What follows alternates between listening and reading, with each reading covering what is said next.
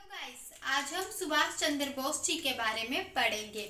सुभाष चंद्र बोस, आजादी की बात हो और नेताजी सुभाष चंद्र बोस जी का जिक्र ना हो, ऐसा भला हो सकता है क्या? यह नाम है उस वीर का जिनकी रगों में देशभक्ति का खून बहता हो। इनका जन्म 23 जनवरी 1897 में कटक उड़ीसा में हुआ। इनके पिता का नाम जानकीनाथ बोस और माता का नाम प्रभावती था। 23 जनवरी 2021 को इनकी 125वीं जयंती थी। इस जयंती पर भारत सरकार ने पराक्रम दिवस मनाने का निश्चय किया। इनकी शिक्षा कलकत्ता में हुई। कलकत्ता से इन्होंने ग्रेजुएट की 1919 में। 1920 में यह इंग्लैंड गए। इंग्लैंड में इन्होंने आईसीएस परीक्षा की कोचिंग ली। 1920 में इन्होंने आईसीएस परीक्षा में 4th रैंक हासिल की। 1921 में इन्होंने इस्तीफा दिया और यह वापिस भारत आए। भारत आने पर इनसे मुलाकात करते हैं महात्मा गांधी जी और चित्तरंजन दास। महात्मा गांधी जी और चित्तरंजन दास इन्हें कांग्रेस में ज्वाइन करने के लिए कहते हैं।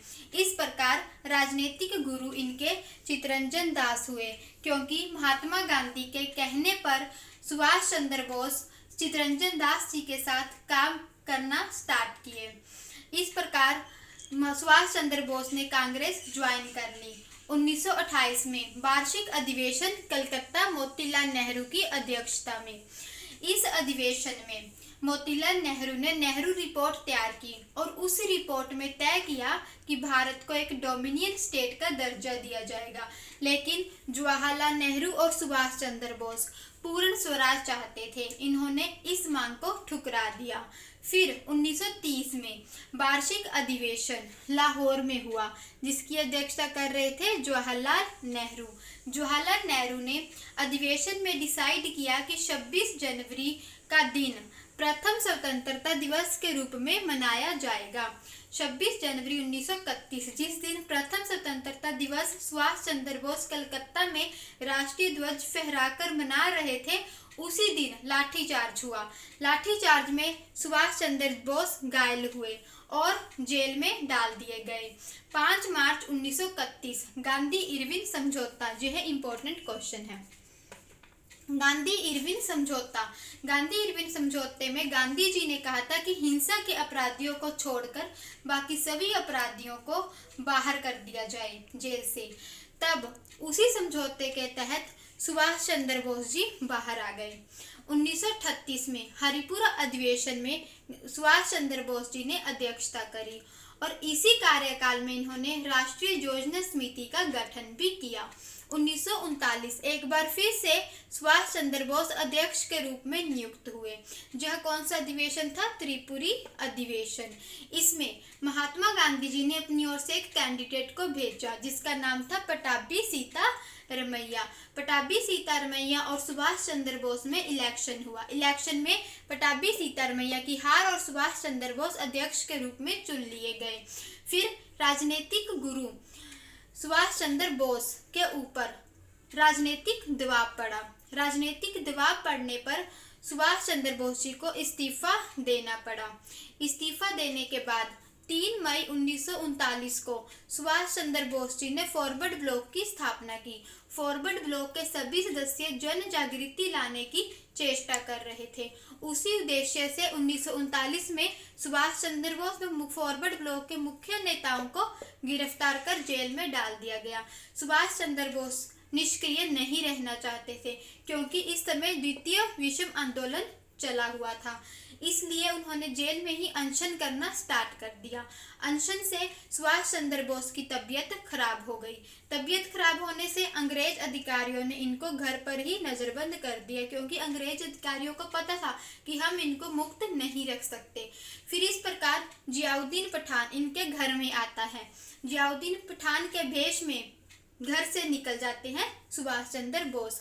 घर से निकलकर सबसे पहले जब पहुंचते हैं पेशावर। पेशावर के बाद काबुल। काबुल में इनका एक फ्रेंड होता है भगत सिंह पठानिया। भगत सिंह तलवार। उसके पास पहुंचते हैं। भगत सिंह तलवार की सहायता से रूस की राजधानी मास्को में पहुंचते हैं।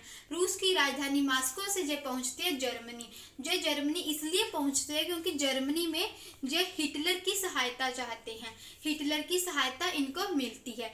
जर्मनी और जापान के सहयोग से जे अपने भारत को आज़ाद करवाने के उद्देश्यों को प्रस्तावित करते हैं।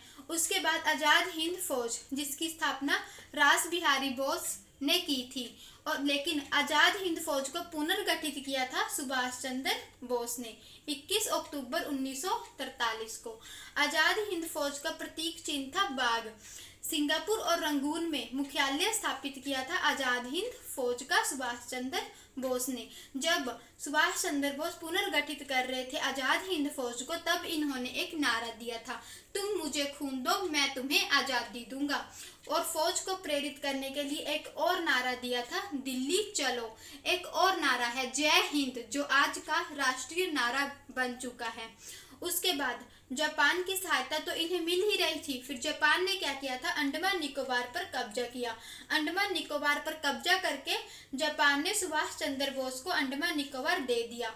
सुभाष चंद्र बोस ने 30 दिसंबर 1943 को जहां पर ध्वज फहराया। अंडमान का नाम शहीद द्वीप और निकोबार का नाम स्वराज द्वीप रखा। 6 जुलाई 1944 को इन्होंने भाषण दिया। इस भाषण में इन्होंने यह कहा कि महात्मा गांधी राष्ट्रपिता है। सबसे पहले महात्मा गांधी को राष्ट्रपिता कहने वाले भी सुभाष चंद्र बोस ही थे। और इसी भाषण में इन्होंने ये बताया था कि आज़ाद हिंद फौज का क्या उद्देश्य है और इन्होंने जापान की सहायता क्यों ली। 18 अगस्त 1945 को इनकी मृत्यु हो गई।